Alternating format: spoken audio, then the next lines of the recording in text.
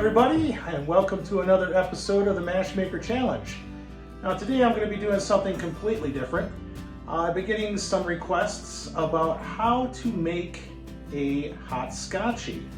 So I thought, you know what, you don't have to be a brewer in order to enjoy a hot Scotchie. It helps because you need some equipment, but if you don't have the equipment, I'm going to show you how to make your own hot Scotchie even if you've never brewed a single beer in your entire life. This is a pretty easy process and you just have to get a few ingredients to start. So the first thing you're going to need is grain.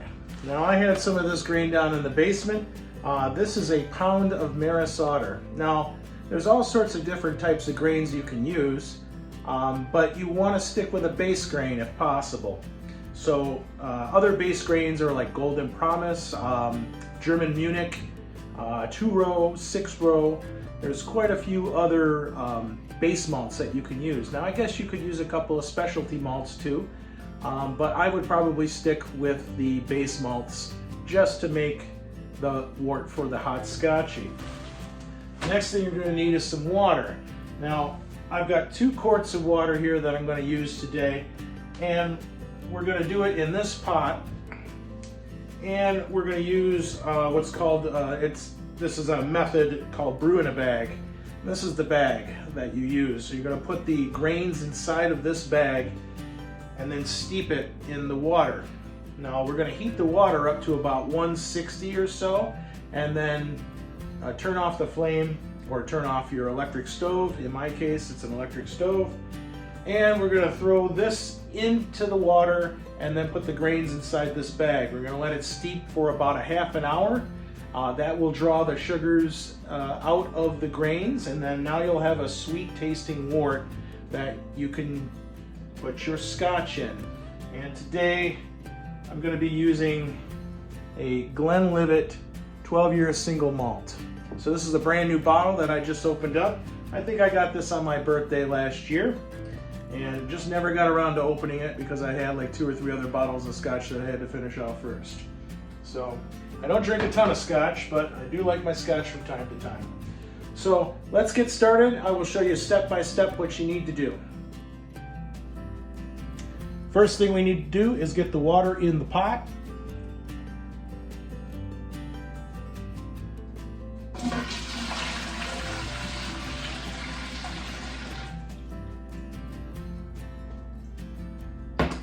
And turn on the burner. All right, so you're going to need one of these or any type of thermometer that you can put into water. And we're going to get the temperature of the water up to 160 or maybe 161, 162. Don't go any higher than 162. When you put the grains into the bag and you put that into the water, the temperature of that water should lower down to about 150 to 152, somewhere in there. So I've made a change in my plan. Instead of putting the grains into the bag and then putting the bag into the water, I've decided just to put the grains into the water and stir and steep those grains. Afterwards, I will pour the water and the grains into the bag and separate the wort from the grains.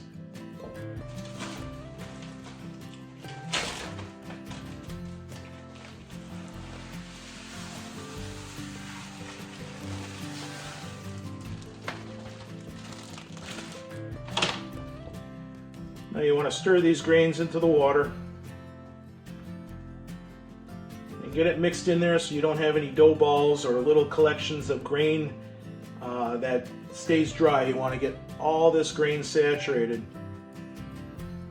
It's almost like making malto meal. All right, I have that all stirred in, and now I'm going to take a temperature reading, see where we're at.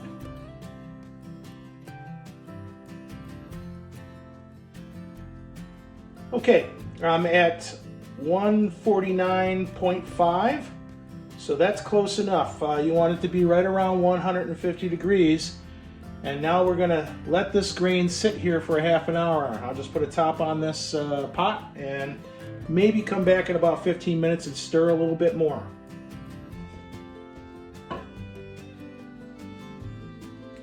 Okay, we're at about 15 minutes, so I'm just going to pull the lid and stir a little bit more. All this is doing is kind of stirring up that grain, helping to get the sugars into solution. Okay, let me go over a couple of things really quick. If you are a home brewer, then you should have most of this stuff on hand in order to make your hot Scotchie. But if you are not a home brewer, then you will need this bag or a bag similar to this. You want it to be very, very fine so that none of the grain particulates get through. You just want the wort or the liquid at the end of the process. So you can get this, your grains, and you can get your grains milled or pre-milled at any local homebrew store. If there's one in your area, then you could go to that store and get everything that you need.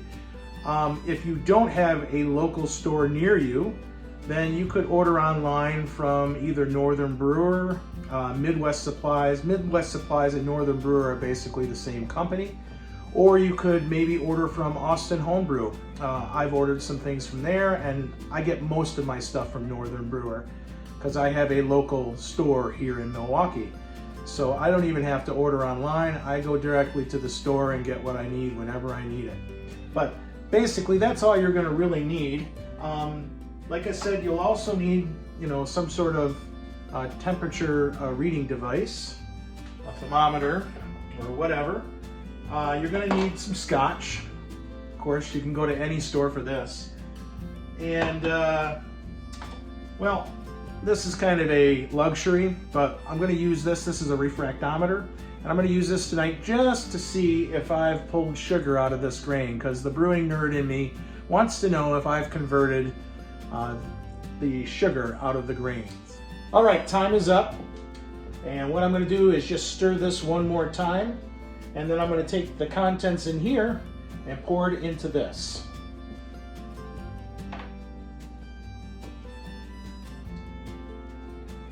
Oh, this smells amazing. I wish you could be here to smell this. It's just so good. I love brew days. Makes the whole house smell amazing.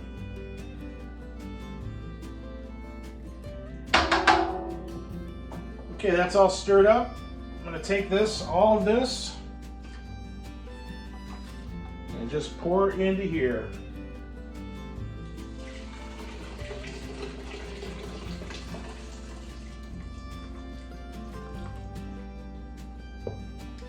All right, what we got is a little bit of leftover grains, which is fine, because I don't need the grains. I'm just looking for the liquid.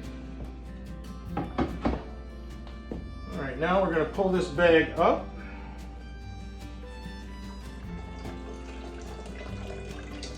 I'm just going to let it drain.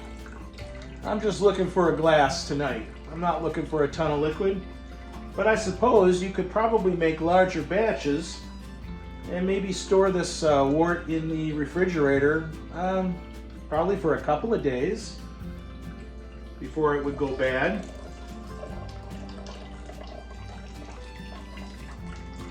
I don't think this would hold very well or for very long. All right, there we go. All right, so what you're left with is that liquid. All right, I'm going to take a gravity reading right now with this. You just put a little liquid right here and you close this down like that, and then you just point this to the light. Now I'm guessing I'm going to have a gravity reading between 1040 and 1060. Now if you took a gravity reading of pure water, you would have 1.000. Anything higher than that means you have sugar in solution.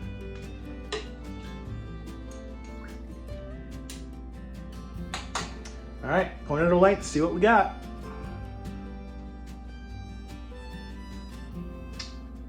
I have 1.054. That's 1054, or about 10 bricks, maybe 12 bricks, somewhere in there. So I did pretty well. We did a half an hour mash in, basically. We basically steeped the grains for a half an hour. That's really all you need to draw the sugars out of the grain. Now that I have the wort inside of the pot, I'm going to heat this up really quick. Right now it is at about 120 or so. Yeah, it's 115.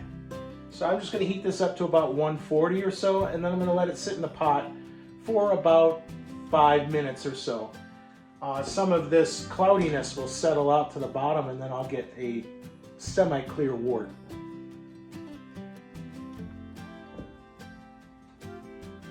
Okay, here is our glass. As you will notice, it is pretty cloudy. If you've seen any of my videos of me having my hot scotchies on brew days, you will notice that the wort that I put in the glass is usually much clearer. And that is because I have the luxury of doing a recirculation process for 30 minutes. So when you recirculate the wort through the grain bed, it clears it, gets all this cloudy stuff out of here. This is just all like floating particulates and stuff like that. It's not bad for you, but we're going to add a shot of scotch to this right now.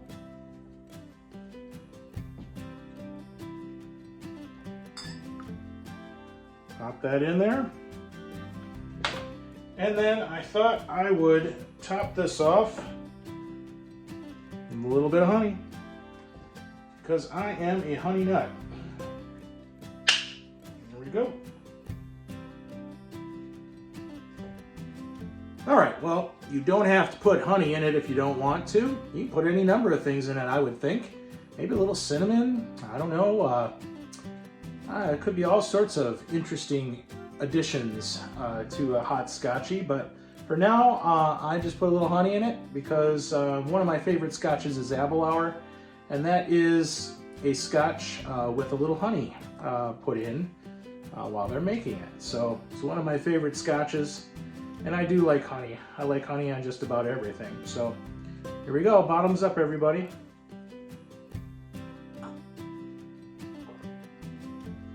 Oh, that is delicious. So if you're interested in making your own hot scotchie, I just showed you how.